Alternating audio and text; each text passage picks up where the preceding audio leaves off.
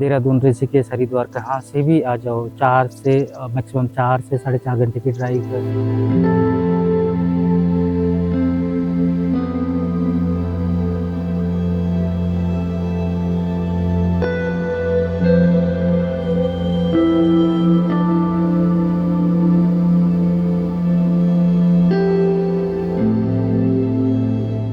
मथुली मेरा गाँव है और जहाँ पे मैं अभी बैठा हूँ, ये हमारी पुरानी छानियाँ हुआ करती थी, जिनको अगर आप शुद्ध भाषा में कहते हैं तो गौशालाएँ ये हुआ करती थी।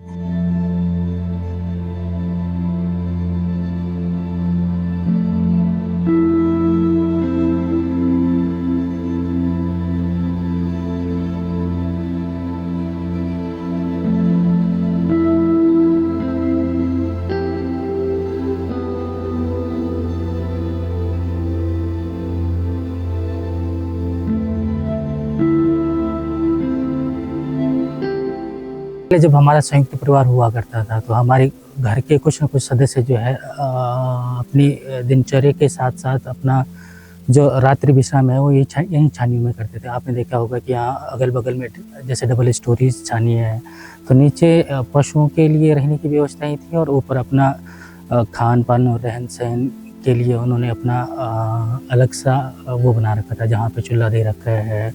शीतकालीन के लिए छानी बनाई है, लोग यहाँ पे आके आग सेकना हो गया, खाना बनाना हो गया। तो हमारे गाँव की महिलाओं की ज़्यादा से ज़्यादा दिनचर्या जो है इन्हीं छानियों में गुज़रा करती थी। मुझे याद है जब 91 का उत्तराखंड में भूकंप आया था, तो मैं और मेरे चाचा जी और मेरी दादी के साथ में अपनी हट में था, यहाँ छानियों में था। हमने वो पल भी देखा। आज देखो धीरे-धीरे मतलब ये छानियाँ जो है संयुक्त परिवार टूट गए, एकल परिवार हो गया है, लोग बाहरों का रुख अपनाने लग गए हैं। धीरे-धीरे हम इनको थोड़ा-सा मॉडिफ़ाई कर रहे हैं, जो हमारी थीम लेके हम चल रहे हैं। इन छानियों को गौशालाओं से तब्दील करके इनको होम स्टे में बदल रहे हैं, ताकि गाँव वालों के लिए जो बेचारे अभी घर गाँव में हैं, उनके लिए ये जो है संपूर्ण रूप से रोज़गार बना रहे हैं।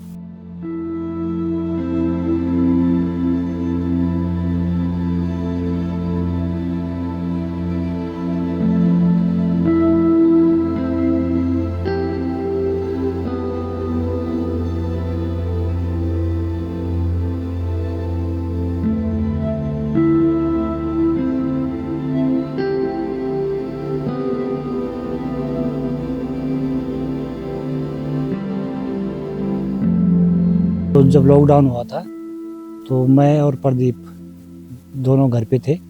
तो हमने फिर हम नाग टिब्बा जो हमने गोट विलेज बनाया था, उसी की उसमें हमने यहाँ एक कंडक में छानियों का वो किया। हमने कहा गौशालाएँ खाली पड़ी है, इसको डेवलप करके होम स्टे में बदल दिया जाए।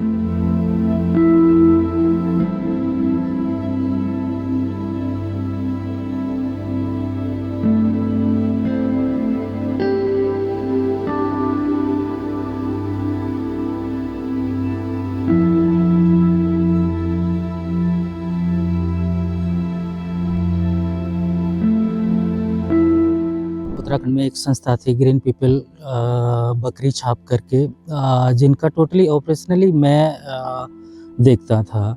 तो मुझे थोड़ा-सा आइडिया था कि टूरिज़्म को बढ़ावा कैसे देते हैं, क्योंकि ये जो बकरी छाप एग्रो टूरिज़्म है, इन्होंने बहुत अच्छा रूरल डेवलपमेंट उत्तराखंड में किया है।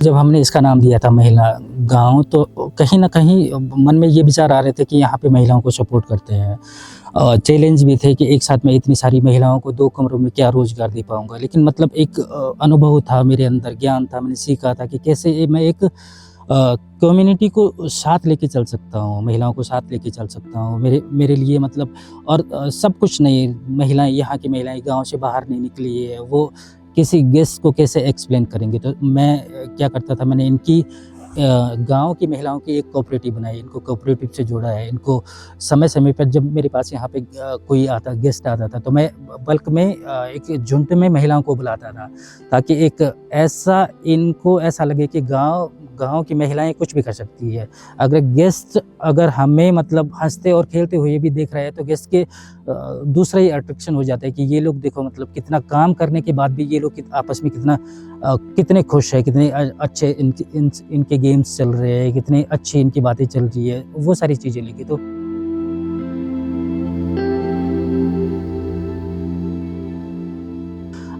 पहले क्या क्या था कि मतलब किसी भी महिलाओं के प्रति जो है हेजिटेशन ना हो, तो मैं 4 महिलाओं को एक एक कोई क्लाइंट मेरे पास आता था तो मैं उस दिन के लिए 4 महिलाओं को एंगेज कर लेता था कि 4 महिलाएँ आप आ जाइए यहाँ पे, आपका जो भी दिनचर्या होगा वो मैं आपको अपनी जेब से दूँगा, आप चिंता मत करिए। तो आने के बाद जब वो महिलाएँ यहाँ पे आती थी तो मुझे मतलब बहुत अच्छा लगता था कि आज 4 महिलाएँ हैं। आज तो पूरा गाँव मेरे साथ, गाँव की महिलाएँ मेरे साथ हो गई है कि सब लोग समझ रहे हैं कि बहुत अच्छा काम हो रहा है। हमारी मतलब मैं ये भी बताना चाहता हूँ कि हमने 2 साल में कम से कम यहाँ पे 25 से 30 परिवारों को रोज़गार दिया है। पहले हम क्या करते थे कि औरतों को एक बल्क में बुलाते थे, 8 से 10 महिलाओं को एक साथ बुलाते थे ताकि उनकी जो अंदर की हेजिटेशन है वो निकल जाए, आपसी में बात करके, गेस्ट से इंटरेक्ट करके। तो अब धीरे-धीरे वही हो गया, हमने थोड़ा कम कर दिया है। अभी 4 से बड़ा बैच है तो 4 लेडीज़ को बुलाते हैं और छोटा बैच है तो 2। और जैसे महिलाएँ ट्रिप पे जाती हैं तो अब तो वो 4-5 बार ट्रैक में जा चुकी है, अब उनके साथ कोई दिक्कत नहीं होती है। वो अकेले जो है गेस्ट को ट्रैक पे लेके जाते हैं, शाम को फिर वापस अपना डिहाइड्रेट करके वापस द वुमेन्स विलेज आते हैं। ये लो जी, ये आपके लिए है, ये आपके लिए, ये आपके लिए।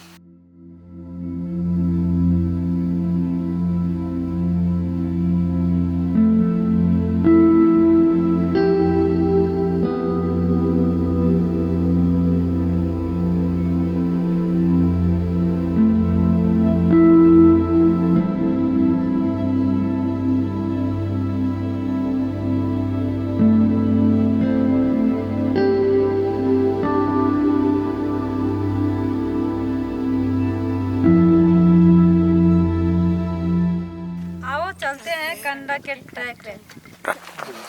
मतलब अभी क्या है ना कि ये चीज़ें काफ़ी जगहों पे गायब होती जा रही हैं, तो जहाँ बची हुई है वहाँ लोग जाना चाहते हैं। बहुत कम कर रहे हैं लोग ना ये सारा काम बहुत कम कर रहे हैं।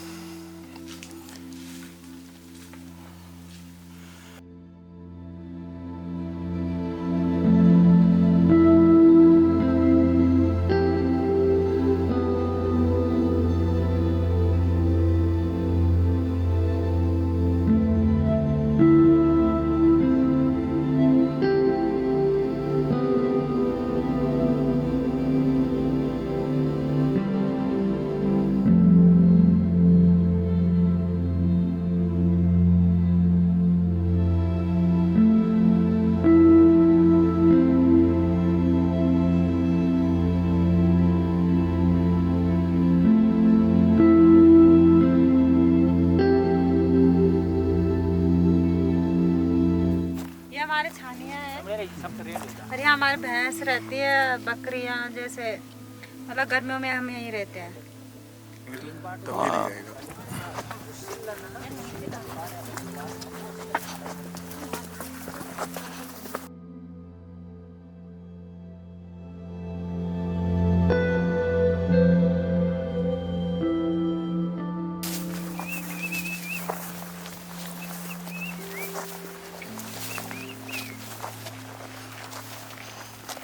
हमसे कुछ न कह लिए, जो भी प्यार से मिला हम उसी के हो लिए। क्या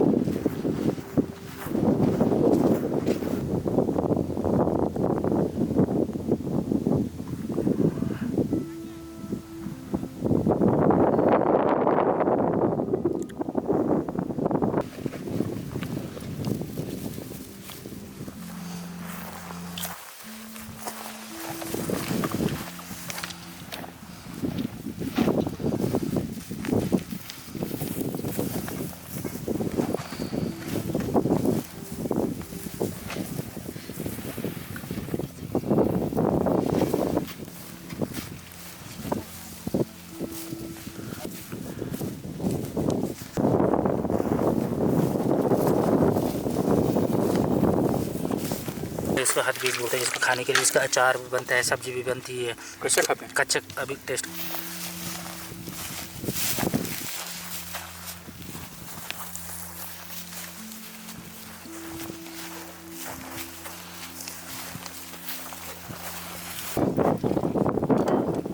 पीछे पहाड़ गया।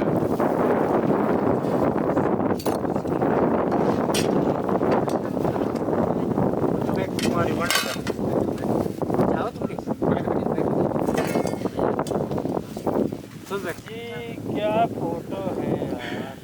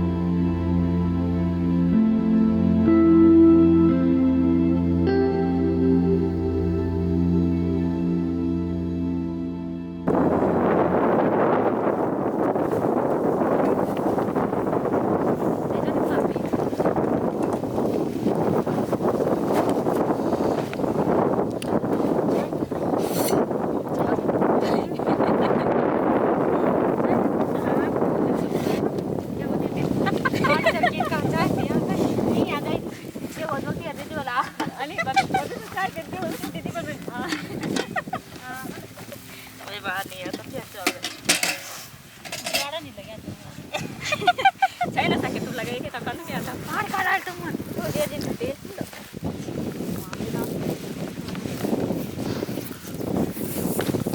थोड़ा सा लगा